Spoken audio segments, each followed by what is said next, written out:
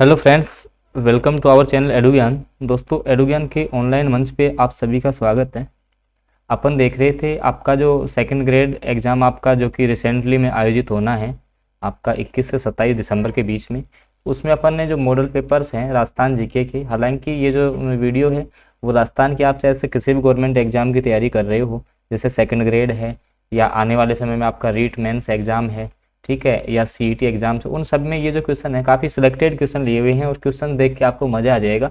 तो बिना किसी देरी के अपन वीडियो को स्टार्ट कर लेते हैं। देखिएगा, पहला क्वेश्चन है कि आपको सुमेलित करना है कि डोल नृत्य, अब देखो डोल नृत्य आपका कहाँ का है, जालोर का है। कहने का मतलब आपका, मैं कहने का मतलब इस वीडियो के द्वारा आपका जो आर्ट कल्चर और हिस्ट्री है उसका मतलब बिल्कुल 360 डिग्री आपको मतलब कि रिवीजन करवाने वाला हूँ। सारे आपका दिमाग हिल जाएगा क्वेश्चन देख के। देखिएगा, अब देखो बिंदोरी नृत्य, तो बिंदोरी नृत्य आपका कहाँ का है। अब देखो डांग नृत्य कहाँ का है, नाहर नृत्य कहाँ का है। देखो नाहर नृत्य आपका कहाँ का हो जाएगा, तो भीलवाड़ा का हो जाएगा नाहर नृत्य, ठीक है। अब आओ, जो आपका डांग नृत्य है तो नाथद्वारा का हो जाएगा, बिंदोरी नृत्य आपका झालावाड़ का हो जाएगा। कहने का मतलब ए में आपका क्या आ रहा है, 4 आ रहा है, ठीक है। उसके बाद में बी में क्या आ रहा है आपका, तो आपका 3 आ रहा है। अब देखो अपन ऑप्शन मैच करवाते हैं क्योंकि ऐसे क्वेश्चन ही आपके पूछे जाते हैं। देखो, तो आपका देखो ए में 4, बी में 3 और सी में 2 और डी में 1। तो देखो सी में आपका 2 आ गया, बी में 1, ठीक है। तो इस प्रकार से आपको याद रखने, इसी प्रकार के क्वेश्चन आपके एग्जाम्स में पूछे जा रहे हैं। आगे देखिएगा, शिलालेख के बारे में कौन सा कथन असत्य है। देखो, शिलालेख परिवर्तित होते हैं, तो यही कथन गलत हो जाएगा क्योंकि शिलालेख जो एक बार लिख गए वो वापस से परिवर्तित थोड़ी होते हैं। जो लेख एक बार शिलालेख आपके पहले से उत्कीर्ण है, शिलालेख किसको बोलते हैं, जो आपके पहले से, जो आपकी शिलाएं हैं पत्थर पे जो उत्कीर्ण जो लेख हैं वो पहले से हैं, उनको परिवर्तित नहीं किया जा सकता। तो ये, और हालांकि ये क्वेश्चन आपका आरएएस 2015 में पूछा गया है, ध्यान रखना, आरएएस 2015 में क्वेश्चन पूछा जा चुका है। आगे देखिएगा, शिलालेख पक्षपातपूर्ण होते हैं, राज्यों की सीमाओं का निर्धारण करते हैं, हो सकता है ये शिलालेख किसी राजा के धर्म के बारे में बता सकते हैं। तो कहने का मतलब ये परिवर्तित होते हैं, ये बात आपकी गलत हो जाएगी क्योंकि शिलालेख एक बार उत्कीर्ण होते हैं ये। आगे देखो, अगला क्वेश्चन, भीम डोंगरी, गणेश डोंगरी राजस्थान की किस सभ्यता से संबंधित है। तो आपको पता है बेरार सभ्यता, ठीक है, आपकी बेरार सभ्यता जो कि आपकी जयपुर में है। कहाँ पर है बैराट, आपकी कहाँ पर है, जयपुर में पड़ती है ये, तो सॉरी, हाँ बैराट आपकी जयपुर में पड़ती है क्योंकि जो बेरार सभ्यता है ये आपकी मौर्यकालीन सभ्यता थी। कैसी सभ्यता थी, मौर्यकालीन सभ्यता थी। तो यहाँ पे आपको मौर्यकालीन सभ्यता के प्रमाण मिलते हैं। अगला क्वेश्चन देखो, स्वतंत्रता के समय राज्य में 19 देशी रियासतें थी, तो उनके संबंध में आपको सुमेलित करना है। देखो, सबसे प्राचीन रियासत कौन सी थी, सबसे बड़ी कौन सी थी, सबसे छोटी कौन सी थी, सबसे नवीन कौन सी थी। तो देखो, सबसे नवीन तो आपकी कौन सी हो जाएगी, झालावाड़ रियासत। सबसे प्राचीन की बात करेंगे तो कौन सी हो जाएगी आपकी, मेवाड़ रियासत। सबसे प्राचीन की बात करोगे मेवाड़, सबसे छोटी शाहपुरा, बच गई कौन सी, सबसे बड़ी जोधपुर, ठीक है, मारवाड़ रियासत आप जिसको बोलते हो। तो आप यहाँ से देख सकते हो, देखो तो आप यहाँ से देखोगे तो सबसे प्राचीन ये, सबसे बड़ी जोधपुर, सबसे छोटी शाहपुरा और नवीन आपकी ये। तो अगर आप इसका मैच देखोगे तो ऑप्शन नंबर आपको सेकंड में मिल जाएगा, ठीक है। आगे देखो, अगला क्वेश्चन काफी इंपॉर्टेंट है, क्वेश्चन नंबर 35 देखिएगा, जयपुर शहर के लिए पिंक सिटी शब्द का प्रथम प्रयोग किस पुस्तक में किया गया। ये इंपॉर्टेंट, ध्यान रखना, और कहीं से आपको एक क्वेश्चन मिलेगा नहीं, ठीक है ना, मैं ये बता रहा हूँ कन्फर्म। आप कोई भी गाइड पढ़ लेना, उस गाइड में क्वेश्चन नहीं मिलेगा। तो मतलब कि ये क्वेश्चन आपके लिए सिलेक्टेड लिए हुए हैं, ठीक है। तो देखो, जयपुर शहर के लिए पिंक सिटी शब्द का प्रयोग है, भाई पिंक में जिसमें इनको पिंक कलर किसके द्वारा दिया गया है, ये सारा आपका पढ़ा हुआ है, लेकिन ये कौन सी पुस्तक में है, तो ये है, ध्यान रखना, the royal town of India. The royal town of India जो पुस्तक है उसमें जो आपका जयपुर शहर है उसके लिए पिंक सिटी शब्द का इस्तेमाल किया गया है। कौन सी बुक में, the real town of India. तो आपको याद रखना है यहाँ से।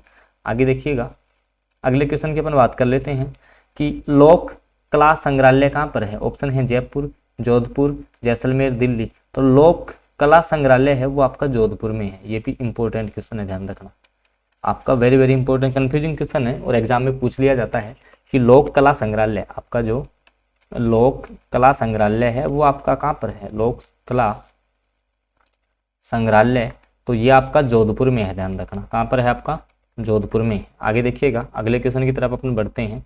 हाँ, अब देखो आपका ये है, वही शिलालेखों से संबंधित है, तो इसको आपको मैच करवाना है कि राज प्रशस्ति आपके महाराणा राज सिंह, ठीक है, ये हो जाएगा। आपकी जो जूनागढ़ है वो बीकानेर से संबंधित थी, ठीक है, इससे कनेक्ट हो जाएगा। तो इस प्रकार से कुंभलगढ़ प्रशस्ति ये हो गई, ठीक है, ये यहाँ से संबंधित हो जाएगी। तो ऐसे इनका मेल करना है आपको। आगे देखो अगला क्वेश्चन काफ़ी इंपॉर्टेंट है, त्योहारों से संबंधित है, देखिएगा। हाँ, यहाँ से आप देखिएगा कि भारतीय जो नववर्ष है उसकी जो शुरुआत है वो कब से होती है। आपकी जो नववर्ष है उसकी शुरुआत कब से होती है, तो आपकी चैत्र शुक्ल एकम से इसकी शुरुआत होती है। किससे होती है? चैत्र शुक्ल एकम से।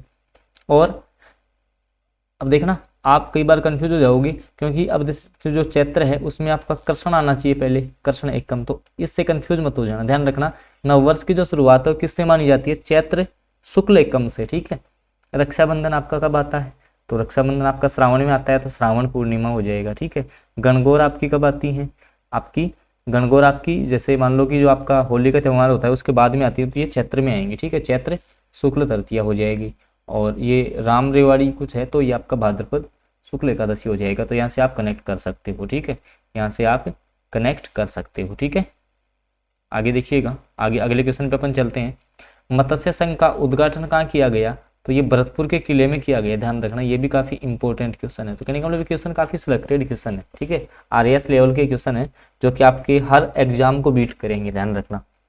अब देखो ये क्वेश्चन भी आपको लगभग हर जगह नहीं मिलेगा कि मत्स्य संघ का उद्घाटन कहाँ किया गया था, तो ये भरतपुर किले में किया गया था। वेरी वेरी इंपॉर्टेंट क्वेश्चन है एग्जाम की दृष्टि से। ध्यान रखना कि मत्स्य संघ का जो उद्घाटन है वो कहाँ हुआ था? आपका भरतपुर किले में हुआ था। आगे देखो अगला क्वेश्चन है कि आपका जो वृहत राजस्थान था, वृहत राजस्थान का जो निर्माण हुआ था, एकीकरण आपने पढ़ा होगा, तो उसमें से कौन सा कथन असत्य है? अपन देखते हैं, तो चारों कथनों की अपन बात कर लेते हैं, देखिएगा।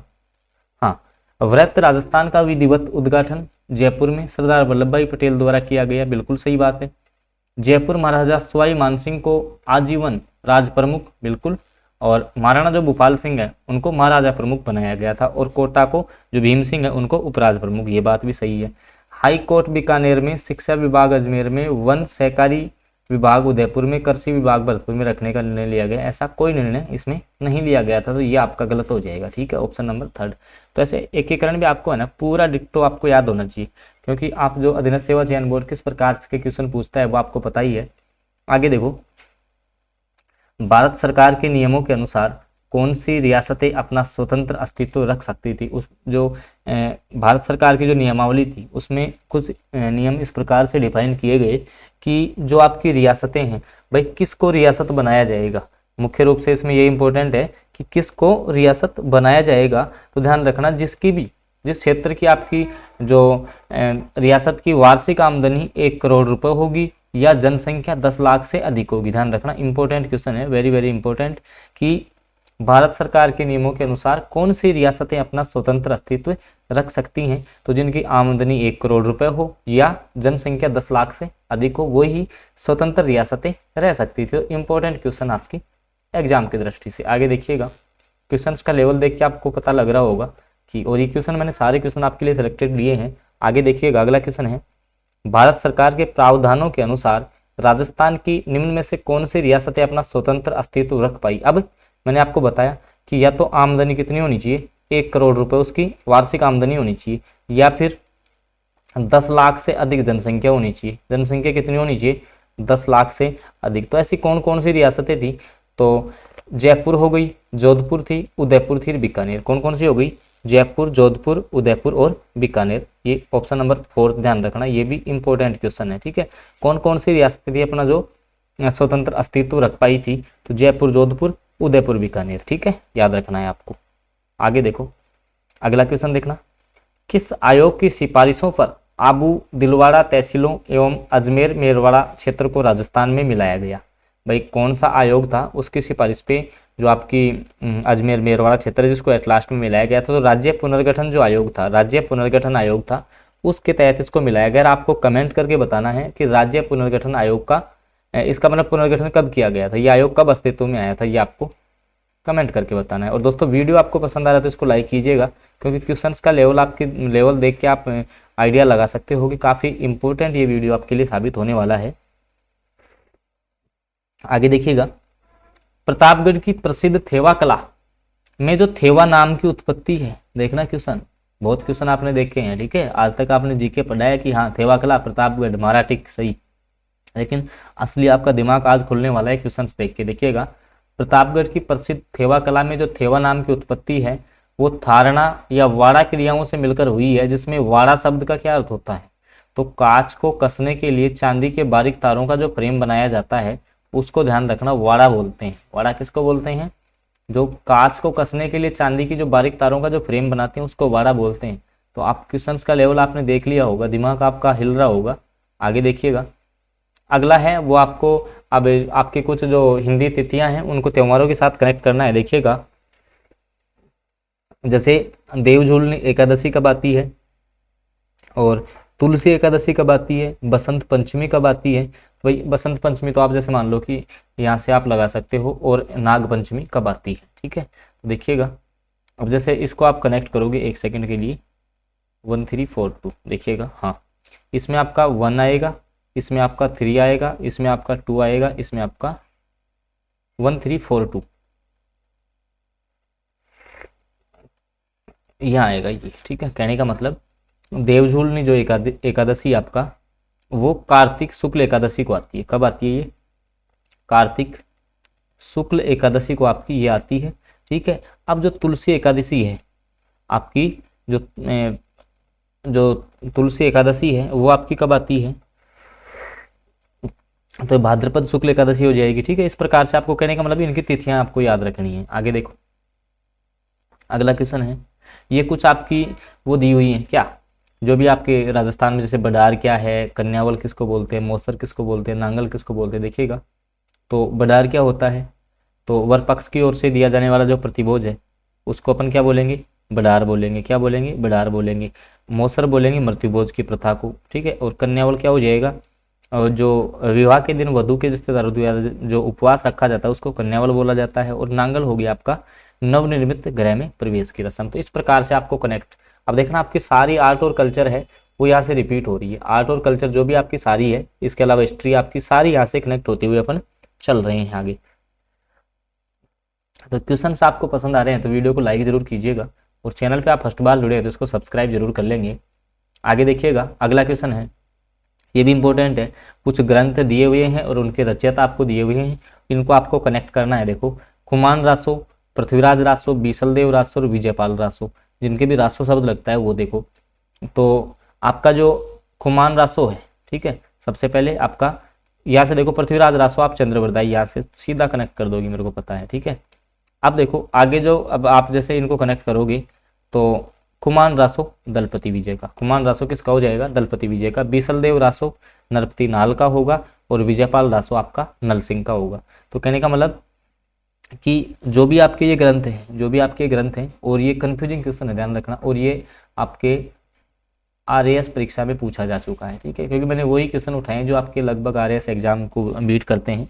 और अगर ये क्वेश्चन आप करके जाते हो तो जो आप, जैसे आपका जो रिसेंटली आपका सेकंड ग्रेड का जो एग्जाम है, इसके अलावा रीट मुख्य परीक्षा है, आपका सीईटी एग्जाम्स है, तो उसमें आपको किसी भी प्रकार की समस्या नहीं आने वाली। तो देखिएगा, खुमान रासो किसका हो जाएगा? दलपति विजय का होगा।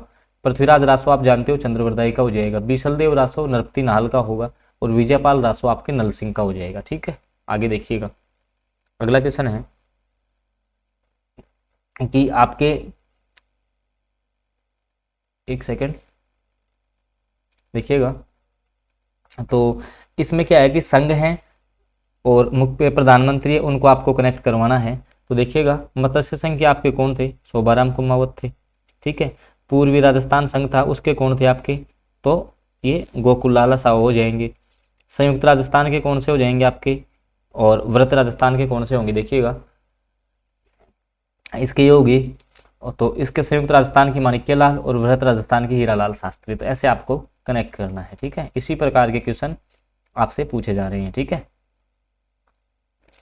आगे देखिएगा, अगला क्वेश्चन है, हेड़ाऊ मेरी क्या है? आपको बताना है कि हेड़ाऊ जो मेरी है वो क्या है। तो ध्यान रखना, प्रसिद्ध जो रम्मत है ये क्या है आपकी? प्रसिद्ध रम्मत है हेड़ाऊ मेरी। ध्यान रखना, इंपॉर्टेंट क्वेश्चन है ये भी। हेड़ाऊ मेरी आपकी ये एक प्रसिद्ध रम्मत है। क्या है? प्रसिद्ध रम्मत है। तो क्वेश्चन आप देख रहे होगे, शायद आपको ऐसा लग रहा होगा कि क्वेश्चन मैं फर्स्ट बार देख रहे हैं, क्योंकि पेपर का लेवल जो है वो इसी प्रकार से आजकल सेट किया जाता है। आगे देखो अगला क्वेश्चन है कि कौन सा विकल्प आभूषण ऊपर से नीचे पहनने के क्रम को दर्शाएगा। देखना अब जो आपके आभूषण है वो, चलो अपन मैं डायरेक्ट आंसर पे आता हूँ। देखिएगा टिड्डी भल को आपके सिर का आभूषण है। कहाँ का आभूषण है? सिर का। ये भी किसका हो जाएगा? टिक्को किसका है? सिर का है। नथ ये आपका नाक का, ठीक है। तिमणिया कहाँ पहना जाता है? गले में। कहाँ पहना जाता है? गले में। कंदोरा, ठीक है, ये आपका पहना जाता है कमर में। और बिच्छुड़ी ये आपकी पहनी जाती है पैरों में। तो ऐसे आपको ऊपर से नीचे आना था, ठीक है। तो इस प्रकार से आभूषण भी आपको सारे याद होने चाहिए, बिल्कुल क्रम से, सीक्वेंस इसमें ध्यान रखना। जैसे एक आपका चौंप और चूंप वाला है वो आपको कंफ्यूज करता है, ठीक है। तो ऐसे सारे आपको कंफ्यूजिंग जो भी हैं वो सारे आपको पता होने चाहिए। आगे देखो अगला क्वेश्चन है भराड़ी से संबंधित कथनों के बारे में असत्य कथन कौन सा है। देखो भराड़ी क्या होता है? तो भील युवती के विवाह पर घर की दीवार पर बनाया गया मांगलिक चित्र है। चावल के विविध रंगी घोल द्वारा भराड़ी बनाया जाता है। या आपका ये जो है वो एक देवी मंदिर है। और या फिर जो आपका एक ये भराड़ी चित्र के नीचे दूध से भरा कलश है। तो कलश थोड़ी होता है ये आपका। भराड़ी क्या क्या हो सकता है? भील युवती के विवाह पर जो घर की दीवार पे जो बनाया गया मांगलिक चित्र है उसको भराड़ी बोलते हैं, ठीक है। इसके अनुसार जो भी आपके विविध रंगों का जो गोल बनाया जाता है उसको भराड़ी बोलते हैं। और एक देवी का मंदिर भी है, ठीक है।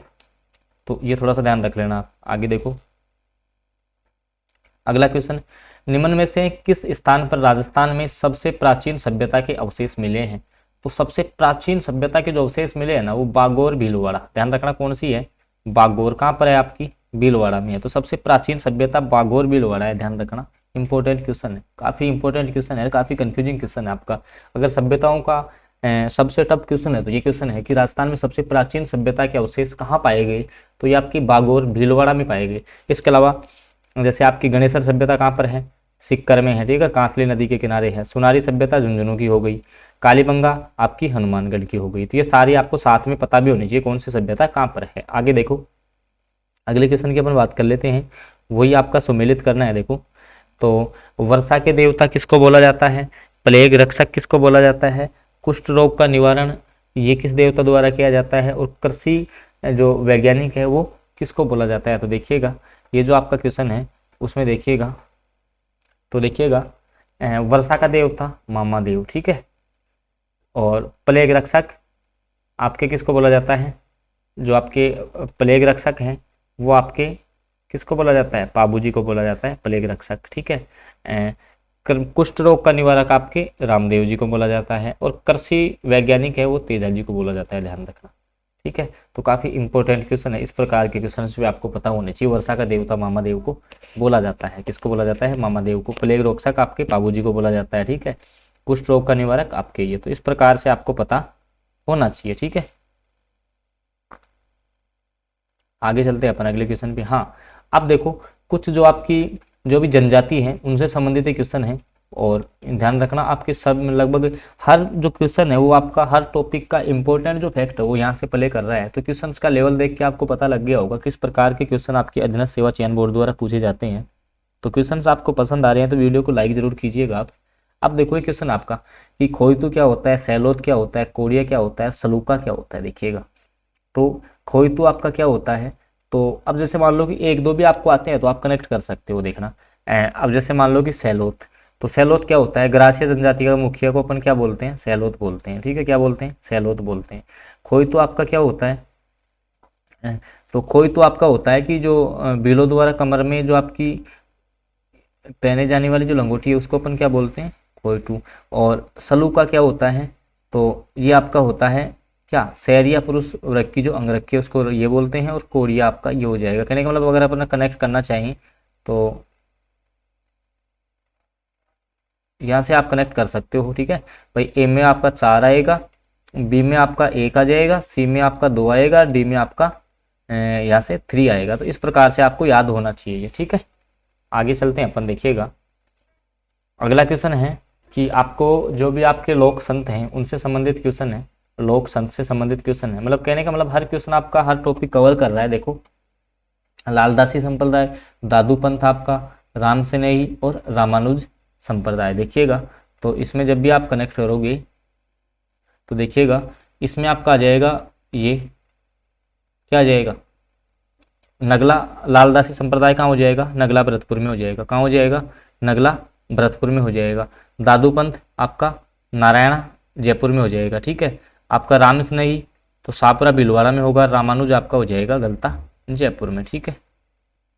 तो आप यहाँ से देख सकते हो इस प्रकार से होगा ना। लालदासी आपका नगला भरतपुर में हो जाएगा, दादूपंत नारायणा जयपुर में हो जाएगा, रामसनई शाहपुरा भीलवाड़ा और ये गलता जयपुर में हो जाएगा। आगे देखिएगा, अगले क्वेश्चन की अपन बात कर लेते हैं। हाँ, अब देखो कुछ आपको लोक देवता दिए हुए हैं और ये उनके स्थल हैं, तो आपको कनेक्ट करना है। देखिएगा गोगा जी, तो गोगा जी आपका कहाँ है, तो आपका ये देखो यहाँ से आप कनेक्ट करोगे तो ये आपका हो जाएगा कहाँ, ददरेवा चूरू में हो जाएंगे, ठीक है। तेजा जी, ठीक है, तो परबतसर नागौर, ठीक है, कहाँ हो जाएगा, परबतसर नागौर। देव बाबा कहाँ हो जाएंगे, तो ये आपके नगला भरतपुर में हो जाएंगे। और फत्ता जी कहाँ हो जाएंगे, सातू गाँव जालोर में हो जाएंगे, ठीक है। 4 2 1 3 के साथ कनेक्ट हो रहा है, देखते हैं अपन। 4, उसके बाद इसमें 2, इसमें 1 और इसमें 3। हाँ बिल्कुल सही है। देखिएगा गोगा जी ददरेवा चूरू, फत्ता जी सातू गांव जैसलमेर हो जाएगा, तेजा जी परबतसर नागौर होगा, देव बाबा हो जाएगा नगला भरतपुर। तो इस प्रकार से कनेक्ट करते हुए आपको क्वेश्चंस देख के आपको पता लग रहा होगा। अगला क्वेश्चन देखिएगा, अगले क्वेश्चन की अपन बात कर लेते हैं। तो सीताबाड़ी, श्री महावीर जी और कपिल मुनि और बेणेश्वर, तो ये सारे जो मेले हैं। अब देखो जो महावीर जयंती आती है आपकी, वो आती है चैत्र शुक्ल 13 को। चैत्र शुक्ल जो त्रयोदशी है इसको आएगी, तो ये आपका फर्स्ट के साथ कनेक्ट होगा। ये किसके साथ कनेक्ट हो जाएगा, आपका फर्स्ट के साथ। उसके बाद में कि बेणेश्वर जो मेला है वो आपका माघ पूर्णिमा को लगता है, तो ये इसके साथ कनेक्ट हो जाएगा, ये इसके साथ। अब कपिल मुनि और ये आपका बच गया, तो एक सेकंड अपन देखते हैं। 4 3 2 1 के साथ जाएगा ये भाई। इसमें आपका एक सेकंड, इसमें आपका 4, इसमें आपका 3, इसमें आपका 2, इसमें आपका 1, नहीं इससे कनेक्ट नहीं हो रहा। वापस से देखते हैं अपन इसको। हाँ एक बार देखते हैं इसको। 2 1 3 4 के साथ ही जा रहा है, तो आपको मैं लिख देता हूँ यहाँ पे। ये आपका 2 1 3 4 के साथ जाएगा। कहने का मतलब कि सीताबाड़ी जो आपका होगा, एक सेकंड इसको वापस से मैं अलग पेन अपन ले लेते हैं। हाँ यहाँ से आप रेड पेन से देख लेंगे इसको, आप इसको रेड पेन से देखेंगे तो देखो कि जो सीताबाड़ी होगा वो आपका ज्येष्ठ अमावस्या को लगता है। कब लगता है ये, ज्येष्ठ अमावस्या को। महावीर जी है वो मैंने आपको बताया कि ये आपका चैत्र शुक्ल 13 को लगता है, ठीक है। कपिल मुनि बेणेश्वर आपका सीधा लग जाएगा, कपिल मुनि आपका कार्तिक पूर्णिमा को हो जाएगा, ठीक है। कपिल मुनि का कार्तिक पूर्णिमा होगा, बेणेश्वर आपका माघ पूर्णिमा को लगता है। महावीर जी की जयंती में जो आपकी चैत्र शुक्ल 13 को आती है। सीताबाड़ी का मेला आपका ज्येष्ठ अमावस्या को लगता है। तो इस प्रकार से आपको याद रखना है। अगला क्वेश्चन है कि कुछ आपको चित्र शैलियाँ दी हुई हैं और उनका स्वर्णकाल आपसे पूछा है कि कौन सी जो चित्र शैली है उसका स्वर्णकाल अपन किसको मानते हैं। देखिएगा तो किशनगढ़ शैली का आपके सावंत सिंह हो जाएंगे, ठीक है। जयपुर का आपके प्रताप सिंह, और जिनको आपके जो सवाई प्रताप सिंह है इनको अपन गंधर्व बाईसी भी बोलते हैं। और आपकी जो अलवर शैली होगी वो जो विनय सिंह का जो शासनकाल है वो इस चित्रकला शैली का स्वर्णकाल कहलाता है। और बीकानेर शैली हो जाएगी आपकी अनूप सिंह का। तो ये सीधे आपके कनेक्ट हैं। तो इस प्रकार के क्वेश्चंस भी आपके लगभग एग्जाम में पूछे जाते हैं। आगे देखिएगा, अगला क्वेश्चन है कि इसमें क्या है कि कुछ आपके जो भी संस्कार हैं वो आपके दिए हुए हैं और इनको इनके उद्देश्य के साथ में कनेक्ट करना है और आपको बताना है कि कौन सा आपका जो संस्कार है वो मेल नहीं खा रहा है यहाँ से। तो एक आपका जैसे ये पुंसवन हो गया, तो गर्भस्थ शिशु को पुत्र रूप देने की याचना में ये आपका संस्कार इससे कनेक्ट होता है। जो आपका उपनयन जो संस्कार होता है वो जब भी आपका जैसे किसी भी बच्चे को शिक्षा आरंभ के लिए गुरु के आश्रम में भेजा जाता था तो उसको अपन उपनयन संस्कार की संज्ञा देते थे। और आप एक हो गया आपका समापवर्तन, तो शिक्षा समापन पर जब गुरु दक्षिणा देकर जो बालक वापस आता था तो उसको अपन बोलते थे समापवर्तन, ठीक है। तो ये तो आपके तीनों सही है। जो आपका फोर्थ है वो मेल नहीं खा रहा है इसके साथ, तो फोर्थ आपका क्या हो जाएगा, यहाँ से असत्य हो जाएगा। फोर्थ आपका असत्य यहाँ से रहने वाला है। और आज का लास्ट क्वेश्चन है अपना, देखिएगा कि निम्न में से कौन सा विकल्प भारतीय वर्ष के अनुसार त्योहारों का सही क्रम प्रदर्शित करता है। अब देखिएगा आपकी गणगौर कौन से माह में आएंगी, उसके बाद रामनवमी, फिर ये 11 बसंत पंचमी, तो ये आपका मेल खा जाएगा। कहने का मतलब आपकी जैसे गणगौर, ठीक है, आपकी चैत्र में आती है। इसी प्रकार से आपको आगे आगे मतलब कि आगे आगे मंथ में आनी चाहिए, तो ये आपका फर्स्ट वाला मेल खाता है। तो आप अपन ने लगभग आज काफ़ी अच्छे अच्छे क्वेश्चंस आपको कवर करवाए हैं। अगले वीडियो में मैं ये लेने वाला हूँ, ध्यान रखना। देखो क्वेश्चंस का लेवल अगले वीडियो का आप पहले ही देख सकते हो, ये इस प्रकार के क्वेश्चन रहेंगे। तो अगर आपको वीडियो पसंद आया है तो वीडियो को लाइक कीजिएगा और चैनल पे नए हैं तो सब्सक्राइब कर लो और साथ में बेल आइकन के चिन्ह को जरूर प्रेस कर लेना, ताकि फिर आगे जो वीडियो आएगा उसकी नोटिफिकेशन आपको समय से प्राप्त हो जाएगी। ओके फ्रेंड्स, तो क्वेश्चंस का लेवल कैसा लगा कमेंट करके आपको बताना है। बाकी अपन मिलेंगे अगले वीडियो।